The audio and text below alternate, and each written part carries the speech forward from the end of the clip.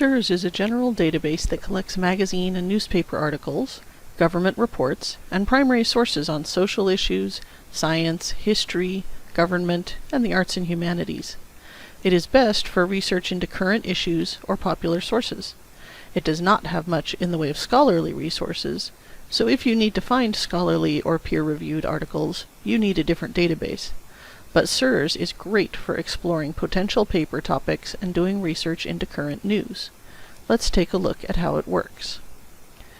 The standout feature of SIRS is its current topics. Not only can you do a regular search on any words you type into the search bar, but SIRS has organized a couple of hundred topics for you to browse through. When you enter the database, you'll see some popular topics, and if you scroll down just a bit, you'll see the 10 major categories that the topics are sorted into. Choose one that looks interesting to you, and SIRS will give you a collection of leading issues. So as you can see, this is a great way to get ideas for when you need to write a paper. If your instructor says, "I want you to write a position paper on a current issue that you care about, that is relevant to you, and I never want to hear about abortion or marijuana or gun control ever again." And now you're out of ideas. So this is where to start. When you choose a topic, you will get some helpful tools. At the top, there is a short overview of the issue. It's not an article, it's just the database's summary. Then you will see an example question of the type that would make a good position paper, and a few pieces that give arguments on one side or the other. The most important part of this page is this link here that says Find More Sources.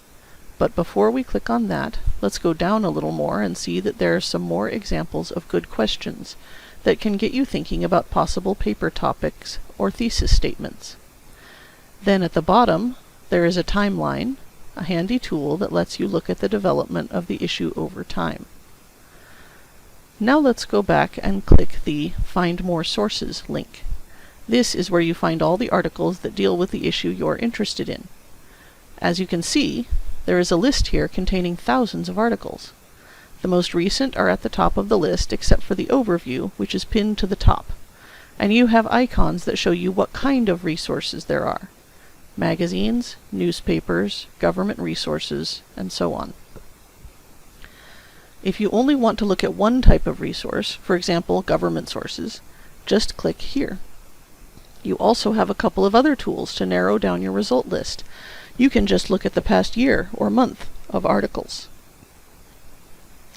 In the results list, each article has the first part of a summary visible, so that you can see something of what it's about.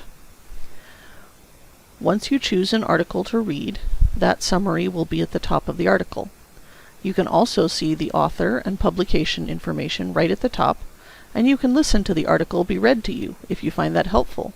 You can even have it translated into other languages, such as Spanish, Turkish, or Chinese. You also have tools up here on the right. You can save the article to your Google Drive and produce citations in 3 different formats: MLA, APA, and Turabian. Just copy and paste into your paper. You can print the article, and you can email it to yourself. Now, I would highly recommend that any time you find an article that looks like it might be useful, you should email it to yourself or save it on your Google Drive. That way you know you have it, and it can't get lost. Now that we've covered all those tools, we can scroll down and look at the article itself. You can read that, and then at the bottom, you'll find some related subjects. So if you're interested in a particular aspect of the article you've been reading, you can look at one of these for ideas on where to go next. Each one is a search, so when you click on it, you will get a result list of articles on that topic.